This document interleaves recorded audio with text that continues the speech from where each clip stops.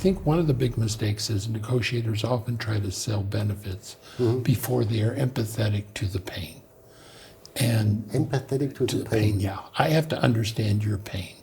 What's going to happen if you give in to this? We see this when you're dealing with unions. I mean, or certain situations.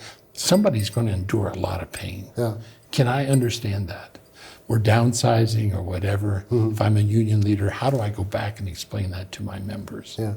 And understand what that is, and then help the person find a way through that pain by the benefit. What would ultimately be the benefit?